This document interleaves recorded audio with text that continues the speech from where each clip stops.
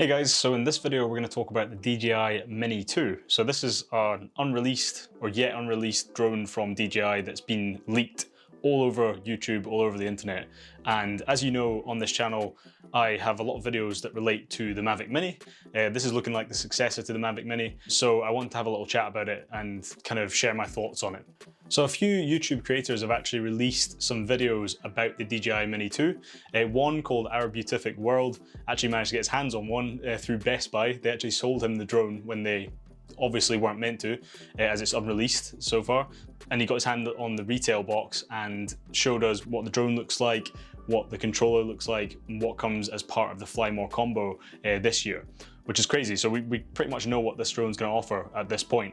So first I want to talk about the change of branding. I'm not sure I've seen anyone talk about this yet, but it's clear that they're dropping the Mavic kind of moniker within this Mini 2. And I think that's to separate this drone clearly from the mid-range Mavic Air 2 and the more pro level Mavic Pro line of drones as well. So I think that's a good idea from DJI at this point, and it makes sense to do that. So let's talk about some of the features and specs of the Mini 2 and maybe compare it a little bit to the Mavic Mini, as there's some things that are same, but there's quite a few upgrades within this drone.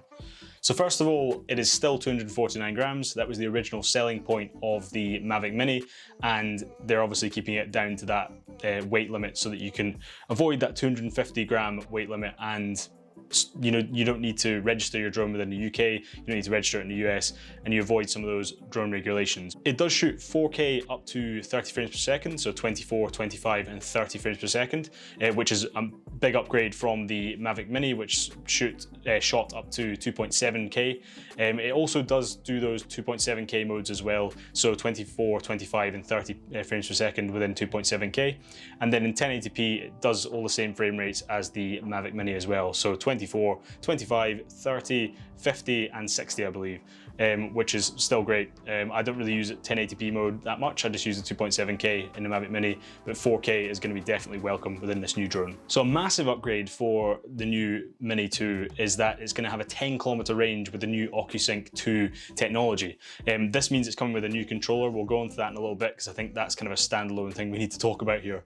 It's also going to be able to shoot HDR video, which is the same as in the Mavic Air 2. If you're shooting into sunsets, for example, which I love shooting sunsets, but it's always blown out for me because I'm shooting on the Mavic Mini. Whereas if you've got the Mavic Air 2 or now this Mini 2 is going to be able to shoot HDR video, which means you'll be able to get those highlights to a nice level and those shadows to a nice level where you can kind of see the overall image a lot better. So it does sport the same 12 megapixel sensor from the Mavic Mini. There's no word yet on whether it will be shooting raw photos. I know the Mavic Mini doesn't do that or doesn't have the capability to do that, but the new one may do. There's no kind of confirmation on that from what we've seen from the YouTube videos and stuff around the internet at the moment, but that would be super welcome because that's something that I've really missed on the Mavic Mini, being able to shoot raw photos and really play around with the colors a lot more than you can with the current JPEGs, which just kind of fall apart quite easily. Surprisingly, DJI have actually gone with a smaller battery within this Mini 2. They've gone with a 2250 milliamp hour battery over the 2400 milliamp hour battery that's currently in the Mavic Mini. But they've also said that it's got increased range of 31 minutes. The original Mavic Mini was 30 minutes, so getting 1 minute extra is always going to be welcome. But this is obviously down to some sort of optimization on DJI's part within the new drone to make it be able to fly further on a smaller battery, which is great. They've also added Panorama Mode, which the Mavic Mini didn't have, as far as I'm aware. I don't think it did.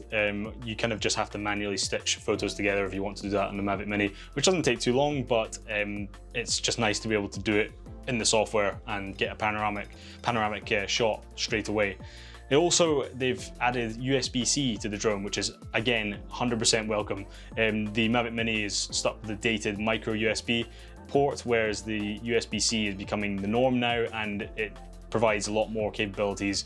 I imagine you'll probably get a lot faster data speeds when transferring things from your memory card to your computer, for example, if you don't have a micro SD reader for your computer. And then finally, the last thing I wanted to discuss was it actually has the same wind resistance as the Mavic Air 2, which is extremely impressive, according to the box anyway. So we'll have to see how that plays out in practice, but it would be awesome if they can have increased wind resistance. The Mavic Mini does pretty well for the size of drone it is, but anything increased in that sense would be always welcome again, to allow us to fly in a little bit more windy conditions than we can with the Mavic Mini. I don't like to take it out in really windy conditions because it can get thrown about and you don't feel too confident that it will be able to stay in the air if it is quite windy. Now let's talk about a new controller design for the Mini 2. So they've clearly gone with a controller design that's similar or the exact same as the Mavic Air 2. This is a kind of chunkier controller. It's a nice square controller where you can mount your phone at the top rather than the bottom, like with the old Mavic Mini controller here, which I like this controller. I think it's good, it's ergonomic, it works, but you know, if you can mount it at the top, that might make it easier to see the phone if it's at the top. Another thing I like about this controller is that it has a lot more physical buttons. So for example, there's a dial on the front where you can quickly change between the cine mode, the position mode, and the sport mode. And there's a few more different controls to help you change settings without having to touch your screen. So maybe if you're using gloves, for example, and you want to change a setting, it's gonna be a lot easier now. However, having such a big controller kind of defeats the purpose for me of the Mini line. The Mini line is meant to be easily transportable. It's meant to take up a small footprint within your bag, so you can take it wherever you're going, whether that's abroad, whether it's, you know, out for the day, you just want to chuck it in your bag and not have to worry about it. And it does defeat the purpose of the controller is this big. It's bigger than the actual drone itself, I think. On the other hand, you do get the increased 10-kilometer range with that OcuSync technology. So if they do need to make it this big to give you that range, then that's what we need and that's the size we need. And it's not a deal breaker. It's not a huge controller. It's just a lot bigger than we're used to from the original Mavic Mini. So there's something kind of minor that I want to talk about that the DJI have done with the Mini 2. What they've done is they've created this little protector that you can see for the propellers. So when you're not flying it, it's folded up. They're not flapping about like with this one. This is something I complained about within my review of the Mavic Mini, and something they've clearly heard us speaking about and they've improved, which is fantastic. And it's something I'm really pleased to see. It avoids your propellers getting warped, things like that. It's a really nice addition to the drone. Something minor, but it's good to see that DJI have fixed that now. There's a couple more key questions we have to answer here. When is this drone going to be released and what is it going to cost us? What's the price going to be? So it's slated to be released on the 4th of November. People who have gone into the Best Buy stores after they've seen this video in the US have been told that it's going to be released on the 4th of November. That's when they should be able to buy it. So we'll see if that's actually going to be the case, but it was released, the original Mavic Mini was actually released on the 30th, or announced on the 30th of October last year, and I think it was actually released on the 11th of November. So it's likely that this is probably going to be a relatively accurate date. So that's a few days from now. We'll see what actually comes of that. In terms of price, our Beatific World said he bought the Fly More combo for $599. And if we do a simple calculation of the difference in price between, you know, the standalone version and the Fly More combo from last year, then it comes out around $480 for the expected price for the standalone drone and the controller itself. So we'll see if that's accurate. I'm not even going to guess what the UK price for both of these combos is going to be, because it could be anything at the moment. UK prices are a bit crazy compared to US prices when it comes to technology at the moment. So you're probably wondering, is it worth upgrading from the Mavic Mini to the Mini 2? And as a current Mavic Mini user, I don't think so. I think if you've not got a Mavic Mini, then 100% this is going to be a great drone for you. But if you've already got a Mavic Mini, then the upgrades are relative. I mean, they're really good upgrades. It's worth buying, but for me, I don't think I need those upgrades.